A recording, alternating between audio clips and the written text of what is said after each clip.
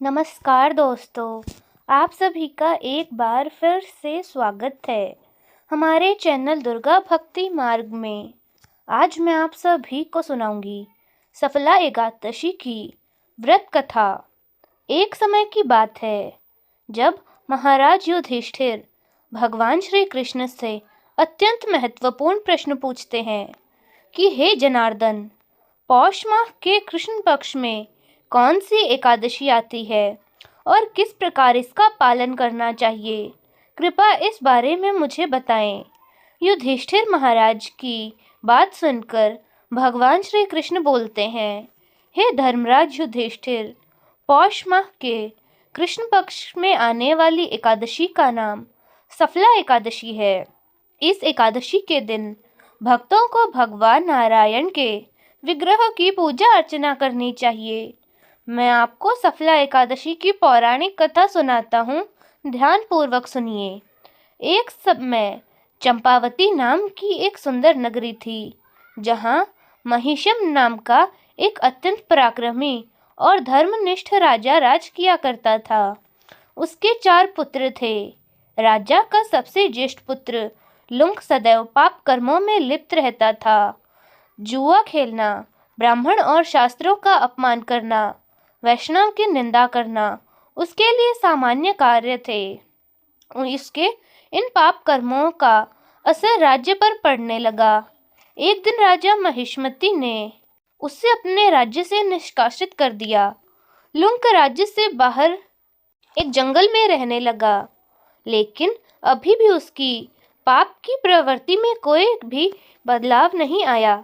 वह एक दिन जंगल के प्राणियों का शिकार करता और उनके मांस का भक्षण करता था और रात्रि में उस नगरी में जाकर लूटपाट करता था। अनेक बार लोगों ने उससे चोरी करते हुए पकड़ा था, लेकिन लुंग के पाप कर्मों का अंत नहीं हुआ। वह जंगल में एक अत्यंत प्राचीन विशाल भगवान श्री हरि मंदिर के पास पीपल के पेड़ के नीचे रहता था। इस प्रकार काफी समय बीतता गया। आखिरकार उसके जीवन के परिवर्तन का समय आ ही गया। उस दिन संयोगवश पौष माह की ठंड के कारण वह सारी रात सो नहीं पाया। शीतलहरों से बचने के लिए उसके पास पर्याप्त वस्त्र नहीं थे। पौष कृष्ण पक्ष की दशमी के दिन वह सारी रात राजत जागता रहा। ठंड की वजह से उसका शरीर शिथिल हो गया और वह मूर्छित हो गया। अगले दिन एकादशी के माध्यम से सूर्य की गर्मी पाकर उसकी मूर्छा दूर हुई। गिरता पड़ता वह भोजन की तलाश में निकला। पशुओं को मारने में वह असमर्थ था, अतः पेड़ के नीचे गिरे हुए फल उठाकर वह वापस उस पीपल के वृक्ष के नीचे आ गया। उस समय तक सूर्यास्त हो चुका था।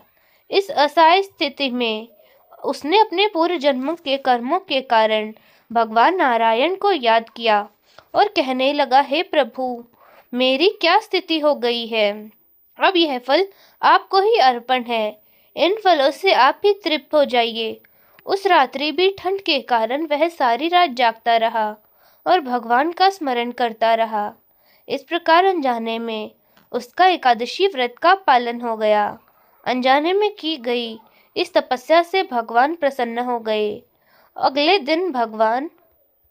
दिन सूर्योदय होते ही एक सफेद तेजस्वी घोड़ा लुंग के पास आकर खड़ा हो गया और उसी क्षण एक आकाशवाणी हुई, हे वत्स, यह घोड़ा तुम्हारे लिए आया है। भगवान नारायण की असीम कृपा और सफला एकादशी का नियम पूर्वक पालन करने के कारण तुम्हारे समस्त पाप नष्ट हो गए हैं। अब तुम इस घोड़े पर सवार होकर अपने पिता के पास अपने नगर में वापस चले जाओ। तुम्हारा राज्य तुम्हें वापस मिल जाएगा। ऐसी आकाशवाणी सुनकर वह गदगद हो गया। सफला एकादशी से अर्जित पुण्य फल के कारण उसका शरीर पुनः क्रांतिमान हो गया।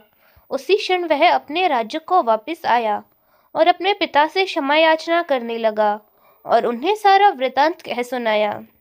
उस दिन उसके पिता ने जब उसके समस्त सद्गुणों से उसे युक्त देखा तो वह अत्यंत प्रसन्न हुए और लुंग को वापस सारा कार्यभार संभालने को कहा और वे वन में तपस्या करने चले गए।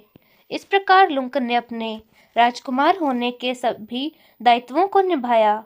अपने पिता के पद चिन्हों का अनुसरण करते हुए वह अपने देह त्यागने के बाद वैकुंठ लोक को प्राप्त हुआ तथा कथा समाप्त करते हुए भगवान श्री कृष्ण कहते हैं, हे राजन, जो व्यक्ति सफला एकादशी की इस कथा का श्रवण या पाठन करते हैं, उन्हें राजसूय यज्ञों का पुण्य फल प्राप्त होता है। उनके समस्त पाप नष्ट हो जाते हैं और वे धरती पर सुख प्राप्त कर मृत्यु होने के बाद वैकुंठ लोक को प्राप्त होते हैं। तो दोस्तों, कैसी लगी आपको हमारी आज की यह कथा? कमेंट्स में ज़रूर बताएं। धन्यवाद।